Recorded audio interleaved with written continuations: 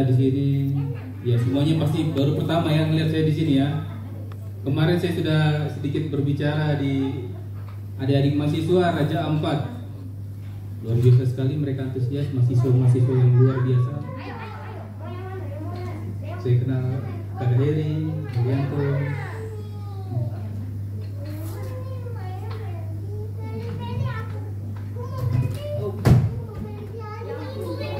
Sekarang saya mau bagikan tentang ada kaitannya dengan kemarin sama anak-anak Raja Ampat.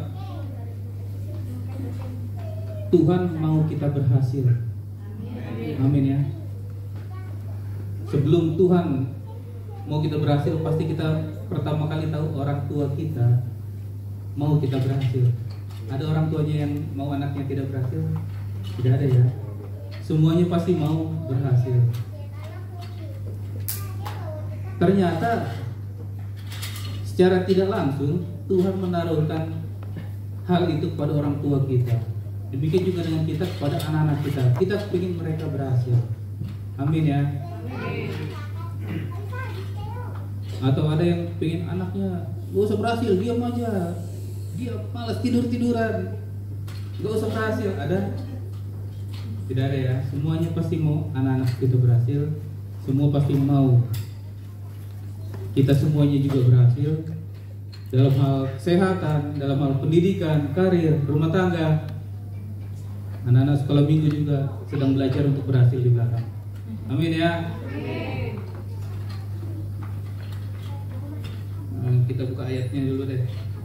Benar gak sih Tuhan mau kita berhasil? Jangan-jangan itu cuma nyenengin hati kita aja gitu ya, menyenangkan hati kita saja tuh. Nah, tidak. Benar, Tuhan mau kita berhasil. Kita buka ayatnya di kitab Yeremia.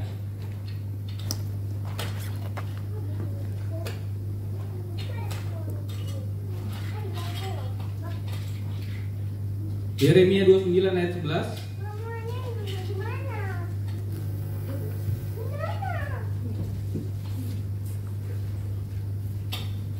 Sebelumnya ketika kita tahu kita berhasil, kita pasti tahu tolak ukur berhasil itu seperti apa. Kita harus tahu itu. Kalau kita tidak tahu tolak ukurnya, kita tidak tahu bagaimana sih berhasil itu.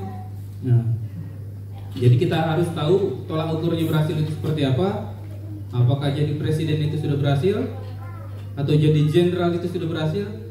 Nah, kita harus tahu tolak ukur berhasil itu seperti apa. Oke ya. Nah, Yeremia 29 ayat 11 saya bacakan.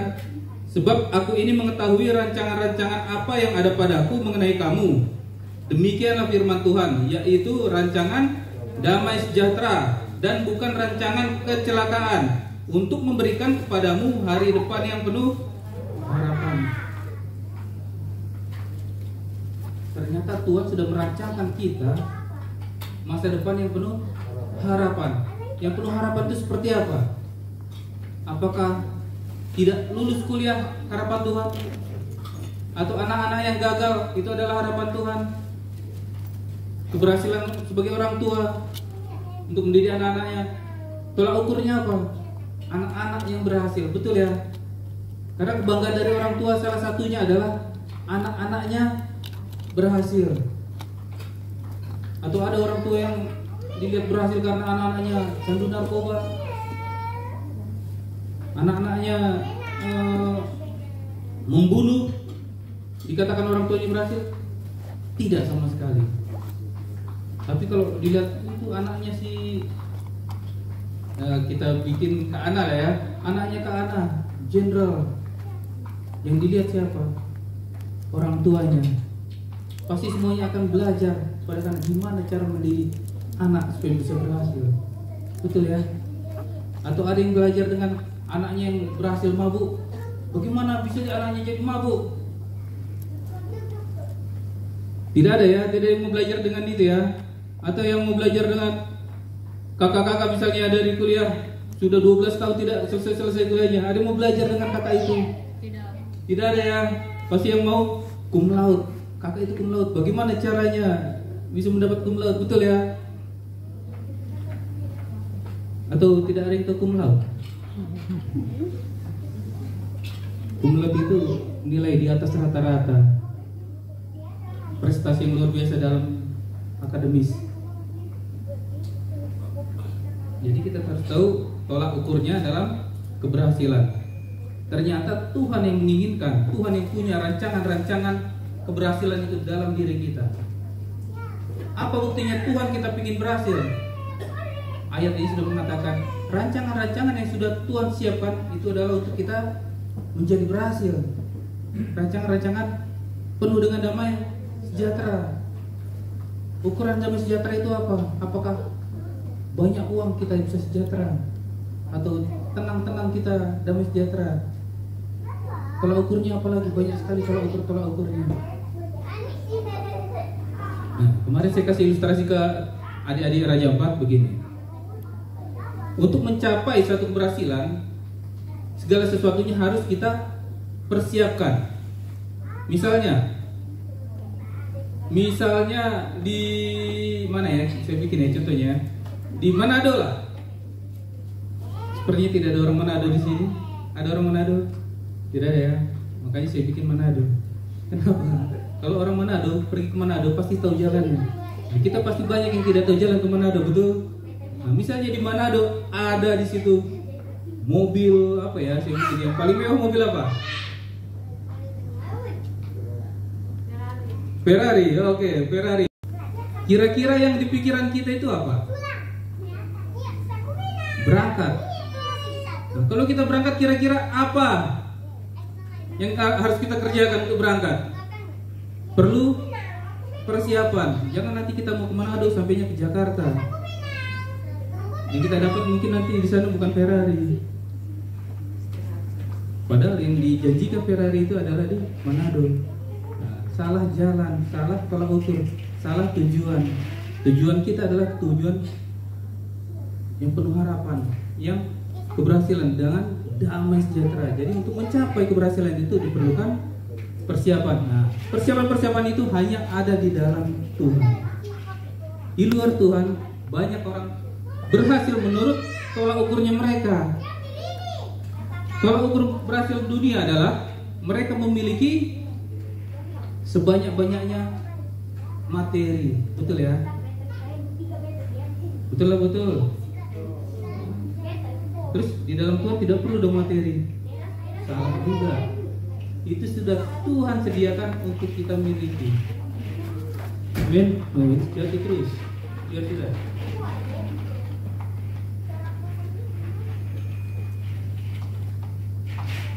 Oke.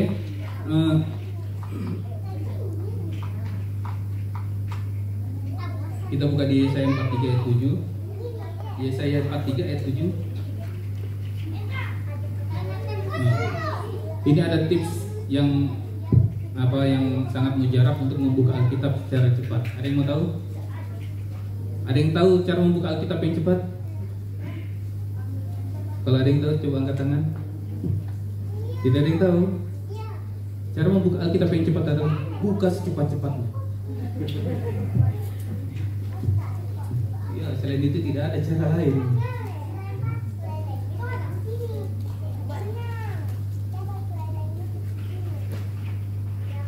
Kenapa sih Tuhan mau kita berhasil? Karena ini dia, Yesaya 43 ayat 7 ini mengatakan, semua orang yang disebutkan dengan namaku di sini maksudnya siapa? Nama Tuhan. Semua orang yang disebutkan dengan nama Tuhan, yang Tuhan ciptakan untuk kemuliaan Tuhan, yang Tuhan bentuk dan yang Tuhan jadikan. Jadi kalau kita berhasil, siapa yang dimuliakan? Tuhan. Siapa? Belum sarapan kah? Siapa yang dimuliakan? Tuhan. Yang pertama kali dimuliakan adalah Tuhan. Pasti mereka melihat, misalnya Kak Heri, cum laude misalnya kan, dia sudah kerja di pemerintahan, jadi gubernur. Yang dimuliakan siapa? Siapa sih Heri? Anak Tuhan, rajin beribadah, rajin berdoa. Yang paling pertama dimuliakan adalah Tuhan. Tetapi di luar sana, siapa kira-kira kita buat contohnya ya? Orang yang berhasil, siapa yang dimuliakan? Pribadinya. Berbeda ya. Rancangan Tuhan dengan rancangan manusia, rencana manusia itu berbeda. Rancangan Tuhan adalah rancangan yang penuh damai sejahtera. Di luar Tuhan, mereka punya banyak harta, berkelimpahan, tapi kembali ke manusianya, bukan kembali ke Tuhan. Jadi yang ingin berhasil siapa? Tuhan. Kenapa Tuhan ingin berhasil? Karena Tuhan kepingin dimuliakan melalui kita. Amin ya. Saya ada sedikit cerita nih tentang teman saya di Jakarta. Dia punya usaha tambal ban. Pasti kita melihat usaha ini adalah usaha yang sangat rendah gitu ya. Betul ya.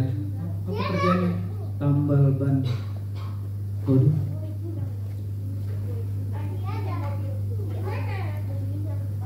Tapi saya melihatnya lain, saudara.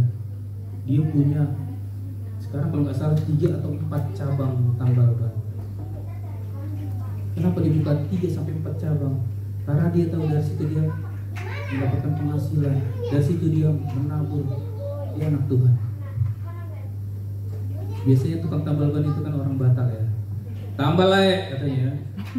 Le, tambal dulu ban itu le. Tambangin le. Betul ya. Sekarang yang punya profesi tambal ban banyak sekali di luar orang Batak. Karena apa? Yang kita lihat tidak berharga, ternyata Tuhan bisa pakai. Amin. Sekarang dia dari usahanya itu dia punya rumah, dia punya kendaraan, dia bisa jalan-jalan, luar biasa sekali. Tapi orang melihat bukan dia, tapi siapa di balik dia? Kok dia bisa seperti itu? Dia anak Tuhan.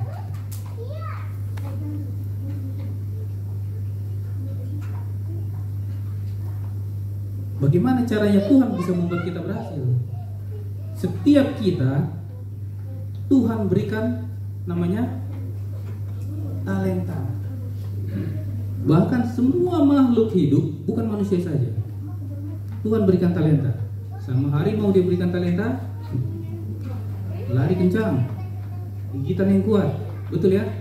Itu bisa hidup.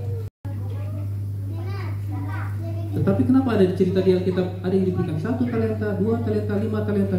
Yang 1 talenta itu Tuhan cabut. Karena semua makhluk Tuhan berikan talenta supaya itu dikembangkan. Yang 1 talenta itu tidak mau mengembangkannya, sehingga Tuhan ambil daripadanya. Jangankan manusia, binatang bahkan tumbuhan Tuhan berikan talenta. Kenapa manusia menguburnya, tidak mengembangkannya? Memalukan sekali. Jadi setiap kita harus percaya diri ya, harus percaya diri. Kita semua punya talenta. Tidak ada yang tidak diberikan talenta sama Tuhan. Tuhan mau kita kembangkan itu. Tuhan mau kita mengembangkan talenta-talenta itu. Jadi tidak ada lagi yang kita di antara kita yang rendah hati, tidak. Semuanya harus berdiri tegap. Ya, saya anak Tuhan. Tuhan berikan saya talenta dan itu harus dikembangkan. Yang punya 2 talenta harus mengembangkannya jadi 4. Yang punya 5 dikembangkan jadi 10. Bagaimana cara mengembangkan talenta? Dilatih. Kita harus terus-menerus melatih diri kita setiap hari. Itu satu-satunya cara untuk mengembangkan talenta. Tidak ada orang yang mengembangkan talenta dengan tidak berlatih, tidak melakukannya, tidak melakukannya berulang-ulang. Saya ada sedikit kesaksian. Banyak saudara-saudaraku di sini yang sudah tahu lah jalan hidup saya seperti apa, pelayanannya seperti apa. Ternyata Tuhan itu luar biasa sekali. Tidak ada yang tidak dijadikan Tuhan berhasil di dalam hidup kita. Percaya ya. Saya lulusan Akademi Pariwisata jurusan Pastry and Bakery. Jadi koki khusus buat kue dan roti. Ada yang mau kursus, nanti mendaftar sama Kak Susi. Ya. Tapi Tuhan kasih talenta sama saya mau kembangkan. Berladang berkebun sawit. Saya belajar kebun sawit itu hanya 6 bulan. Bisa menghasilkan 4 kali lipat hasilnya dari orang luar sana. hasil panennya bisa lebih. Saya pelajari. Lulusan apa tadi? Tukang kue, tapi bisa berladang. Aneh ya.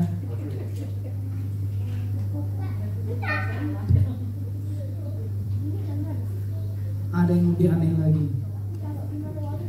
Sudah dengar Chevron ya, Caltex, pengeboran minyak bumi. Percaya nggak kalau saya pernah kerja di sana? Tukang kue.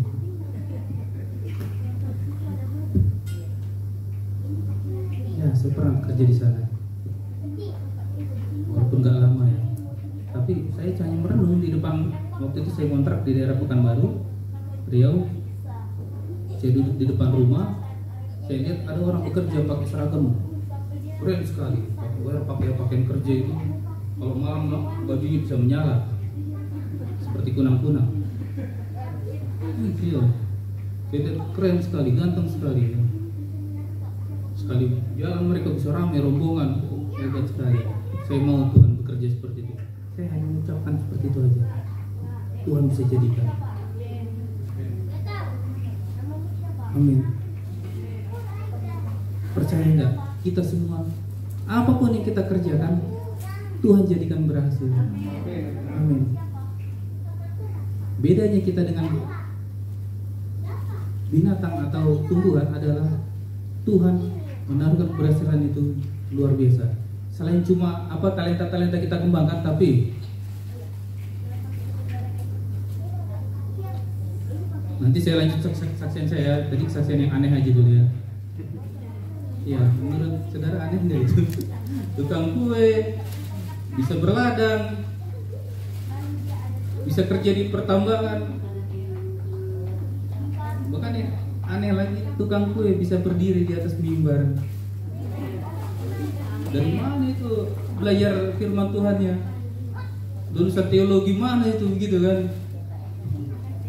Kok tahu apa rancangan Tuhan? Kok tahu Tuhan ingin kita berhasil? Dari mana kakak itu tahu? Itulah jalannya Tuhan. Oke. Tuhan berikan kita talenta dan jangan lupa dikembangkan ya. Jangan dipendam, jangan dikubur, itu akan diambil daripadamu. Itu sama juga dengan kita, artinya apa? Benda mati. Bahkan tumbuhan-tumbuhan, binatang-binatang pun Tuhan berikan talenta, mereka mengembangkannya untuk kehidupan mereka. Terlebih kita ini memuliakan Tuhan. Tuhan mengembuskan rohnya. Itu beda kita dengan binatang dan tumbuhan. Tuhan tidak mengembuskan nafas hidup kepada tumbuhan dan hewan, hanya kepada manusia. Terus apa beda kita dengan dunia? Mereka juga manusia kakak. Apa beda kita dengan mereka?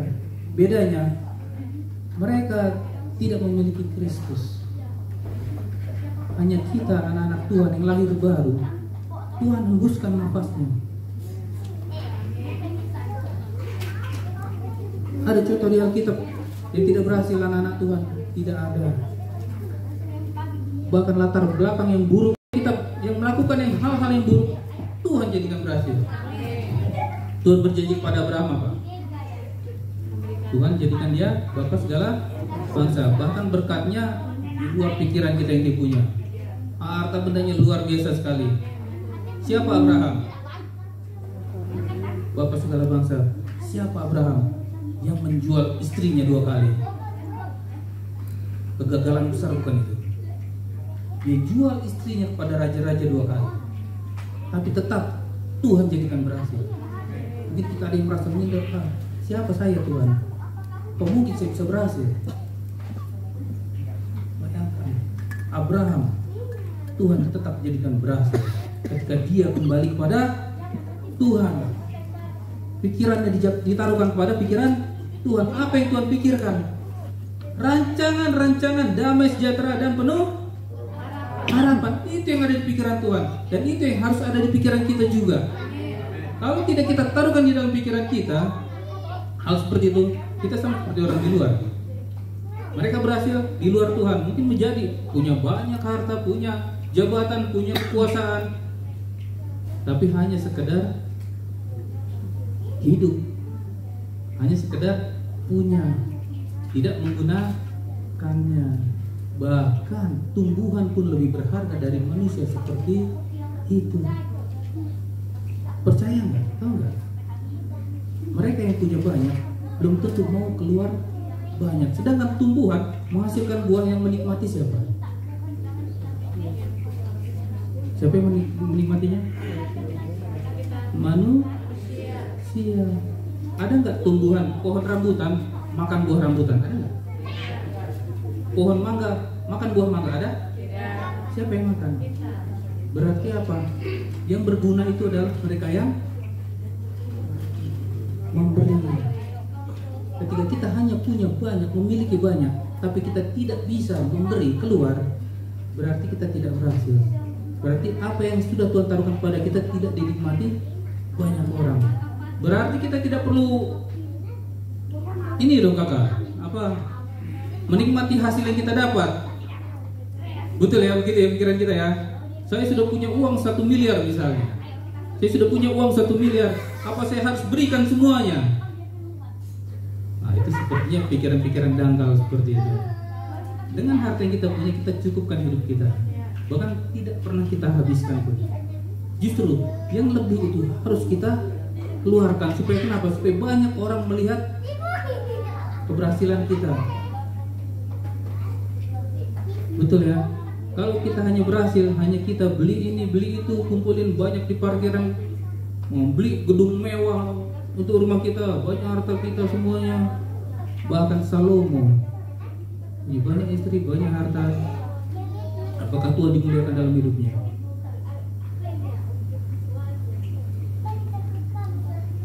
Berbeda dengan Daud, banyak dia punya, banyak dia menabur untuk membangun bait Allah. Bahkan untuk mempersiapkan bait Allah itu yang dibangun oleh Salomo, siapa yang memberikannya? Banyak dari ayahnya, bapaknya Daud. Banyak yang keluar dari dia. Tuhan mempermuliakan Daud. Bahkan Tuhan sampai mengatakan apa? Anak yang berkenan. Amin ya. Jadi ini saya tanamkan untuk kita semua, keberhasilan itu adalah bukan sesuatu yang kita dapatkan banyak, tapi sesuatu yang keluar banyak dari kita. Berarti saya harus memberi persembahan yang banyak dong kakak. Nanti ongkos saya bagaimana pulang? Nanti makan saya bagaimana? Makan siang saya, makan malam saya kalau saya beri semua. Saudaraku, Tuhan tidak pernah mengizinkan kita memberi yang tidak kita punya.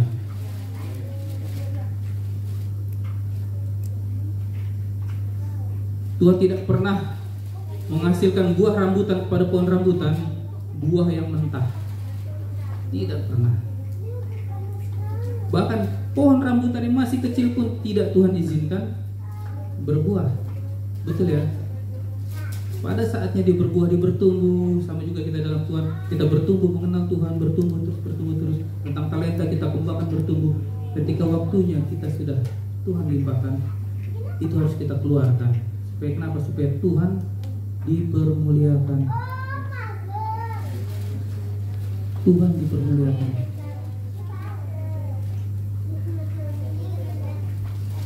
Ya, kita pada cerita tentang Kain ya, tahu ya Kain ya. Kain itu adalah anaknya siapa? Ada yang tahu Kain anak siapa? Anaknya Adam. Anaknya Adam satu lagi siapa namanya? Silsilah bangsa Israel dari siapa? Kain atau Habel?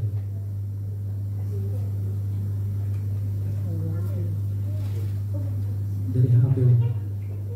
Kain hilang ceritanya. Padahal kenapa? Anak-anaknya Kain itu adalah anak-anak yang penemu, ilmuwan, pandai besi, bahkan logam tembaga. Anaknya Kain yang pertama kali menemukannya. Mereka berburu canggih sekali. Mereka punya peralatan canggih. Mungkin kalau sekarang punya apa itu ya? Punya seperti. Tapi mereka tidak mempermuliakan Tuhan. Mereka pakai talenta itu tidak untuk mempermuliakan Tuhan, tetapi mereka justru menjauh dari Tuhan. Bahkan mereka menentang Tuhan. Cerita mereka hilang. Kita tidak mau silsilah hidup kita.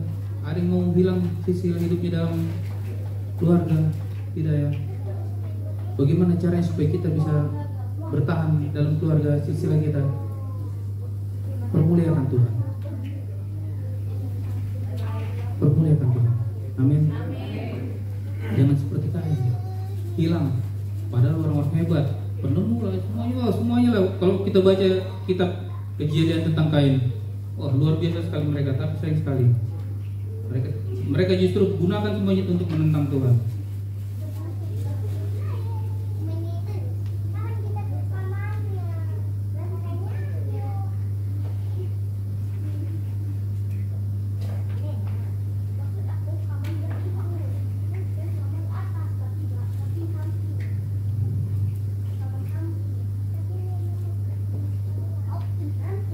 Saya sedikit lagi cerita tentang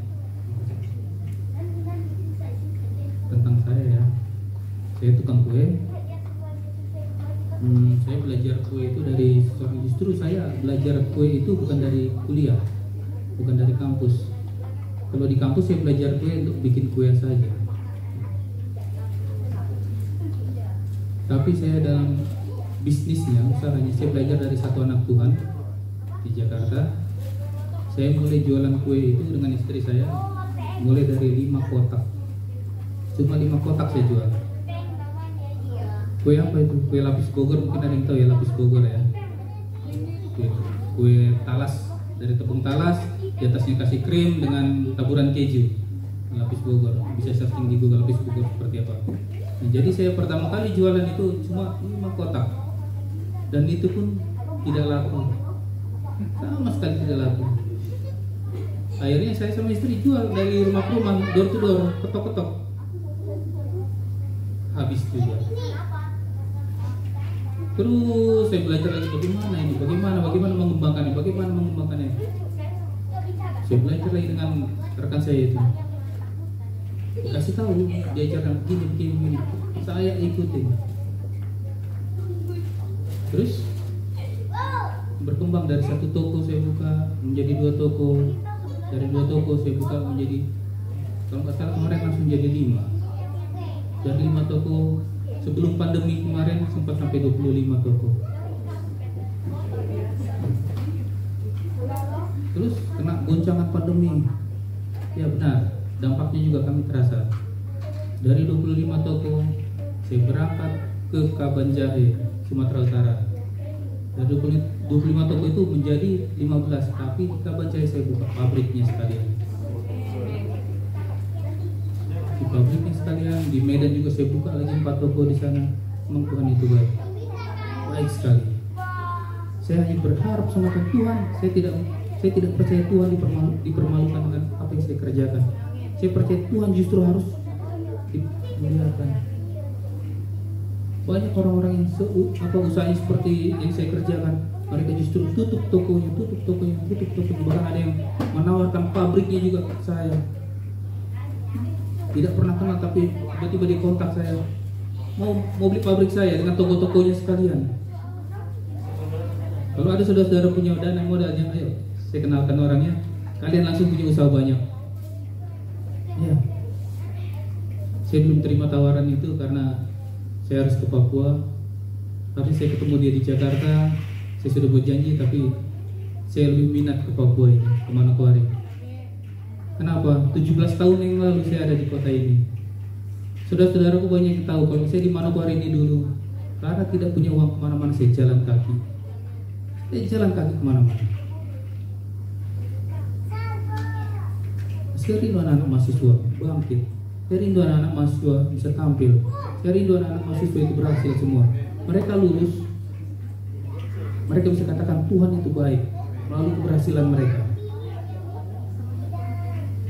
Ya, saya sangat terganggu dengan itu ketika lihat anak mahasiswa tidak berhasil. Kenapa? Karena saya juga pernah menjadi mahasiswa. Ya, saya dengan rekan-rekan saudara saya yang lain rindu mahasiswa-mahasiswa itu menjadi berhasil. Mahasiswa-mahasiswa yang takut akan Tuhan. Banyak mahasiswa berhasil banyak, tapi yang takut akan Tuhan terhitung.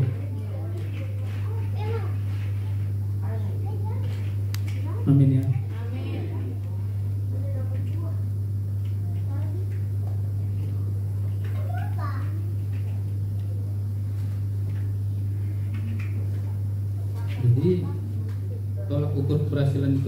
hanya di dalam Tuhan. Sama seperti saya tadi, saya belajar keberhasilan itu dari seseorang yang sudah menggeluti di dalamnya. Saya belajar dari dia, saya bangun komunitas dengan dia. Salah satunya untuk mengembangkan talenta kita adalah komunitas. Di luar komunitas kita hanya berjalan sendiri. Kita tidak bisa belajar sama siapa-siapa. Di luar bisa berbuat apa-apa. Mungkin kita bisa menjadi berhasil. Banyak sekali saya lihat orang berhasil karena apa?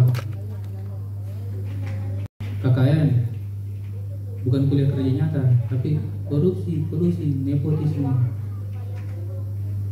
Banyak sekali. Ada tetangga saya, dia seorang pemuka agama sebelah.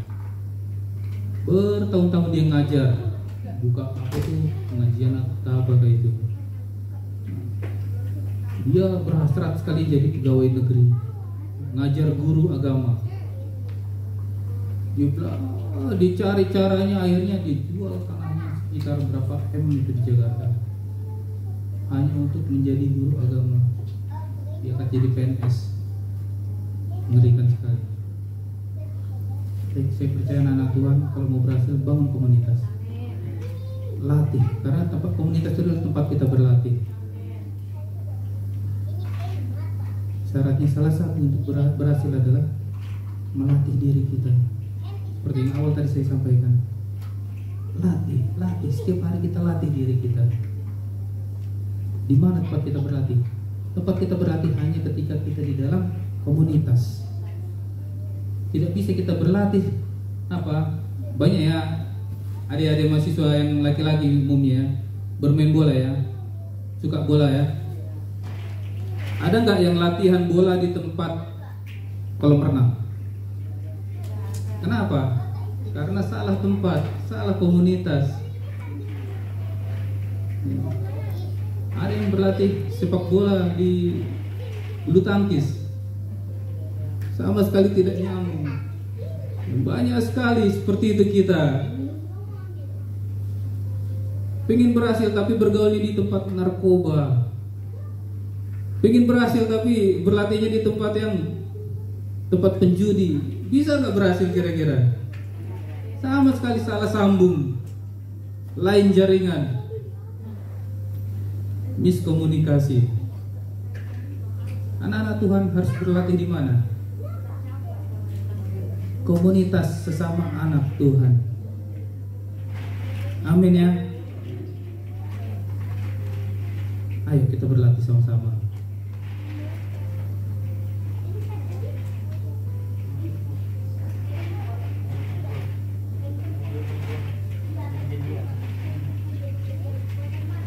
Kita buka di Kejadian 2 ayat 7 supaya ini untuk meneguhkan kita.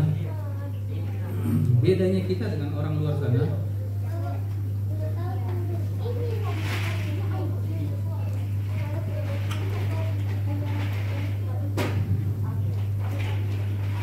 Sudah dapat semua?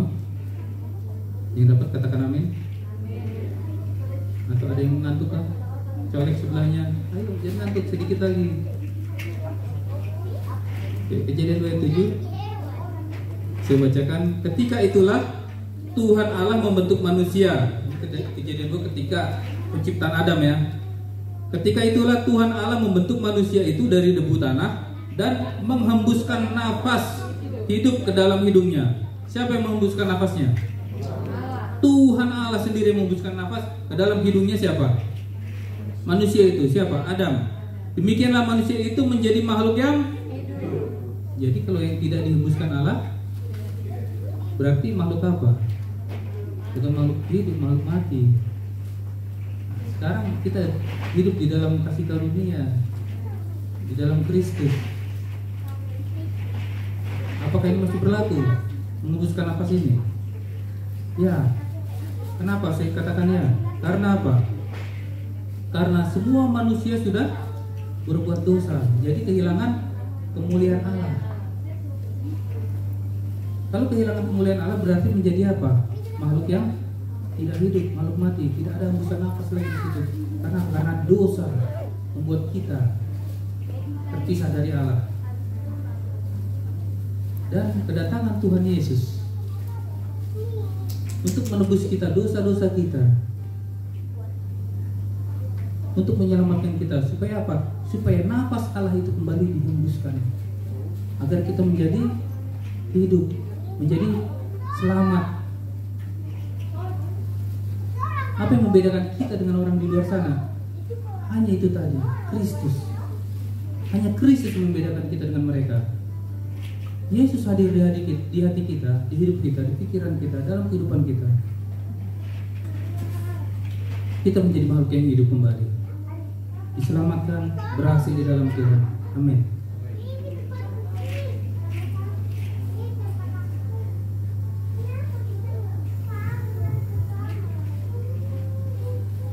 Semangat dulu.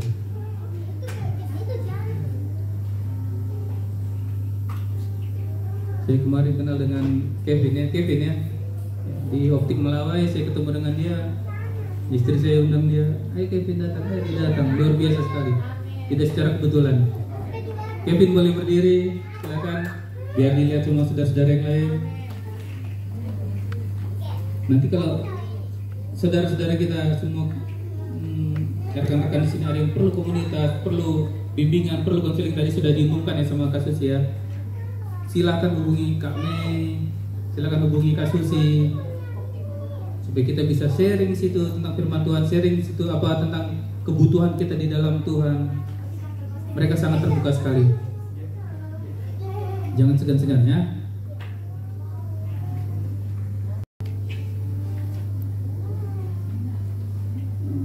Kalau statement iman kemarin sudah dimasuk kemana? Fokus. Statement iman kemarin sudah.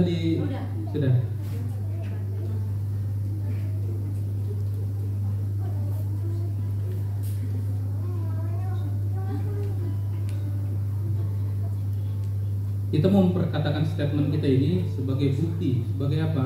Iman kita, pernyataan iman kita. Kenapa? Karena iman itu harus diucapkan. Ini statement iman kita, nanti akan kita sama-sama belajar ya, memperkatakannya. Supaya ini terus kita ulang-ulang terus. Kenapa? Firman Tuhan itu harus merema. Bagaimana cara merema firman Tuhan? Apa bisa mendengar sekali kita bisa langsung ingat? Tidak. Itu harus apa? Harus diulang-ulang terus. Kita ulang-ulang terus.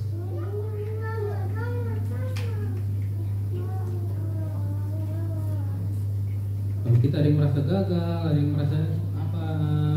Bagaimana hidup saya sudah sampai segini selama ini. Jangan khawatir, Tuhan tidak pernah gagal. Tuhan tidak pernah lalai dengan janjinya. Jadi percaya, Tuhan bisa pulihkan kita semua.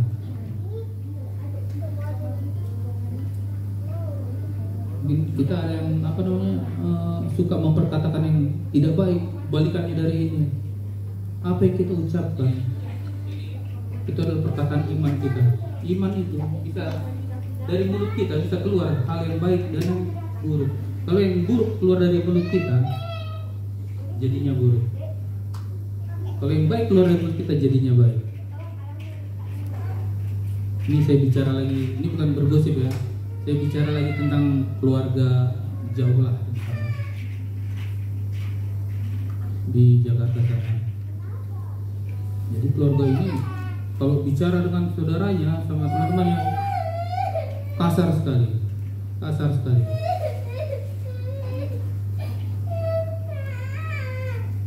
Segala bon binatang itu keluar dari mulutnya.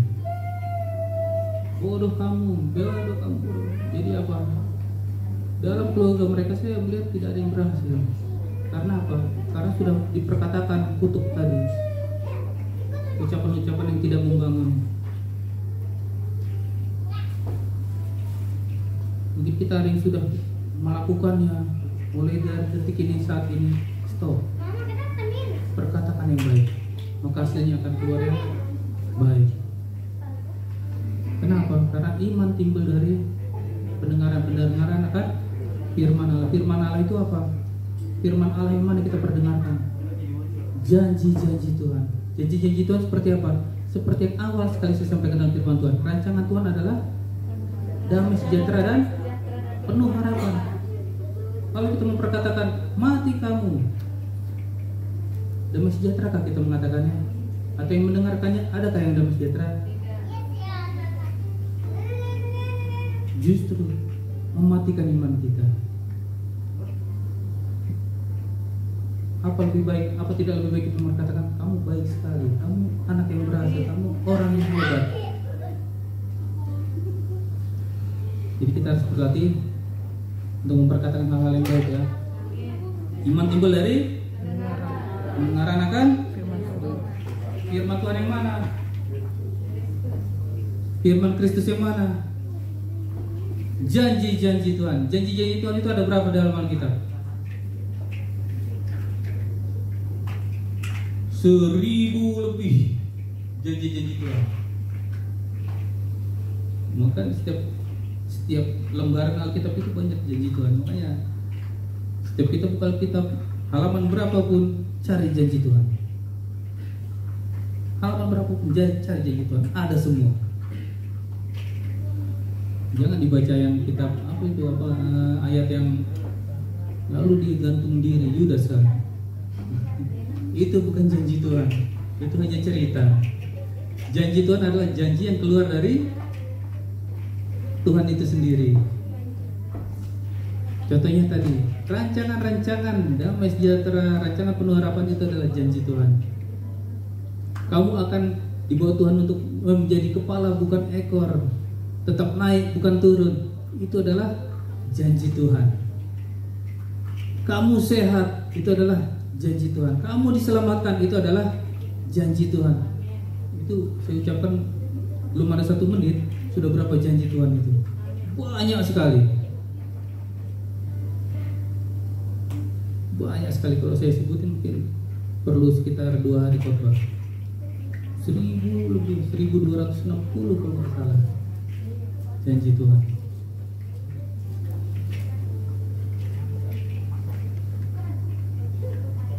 Saya mau undang kita semua bangkit berdiri.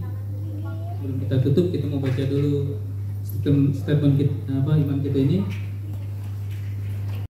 Aku percaya aku telah dikuduskan, telah dibenarkan, telah disucikan. Aku percaya aku dikasihi, diberkati, berkelimpahan, dan sehat. Aku adalah pemenang. Amin. Mari kita berdoa. Tuhan, terima kasih untuk pagi hari ini kami boleh mendengarkan firman Tuhan. Kami percaya Tuhan mau kami semua berhasil, sebab dengan keberhasilan kami Tuhan dipermuliakan, Tuhan ditinggikan, Tuhan diagungkan, sehingga banyak orang di luar sana melihat ada Tuhan di dalam kami.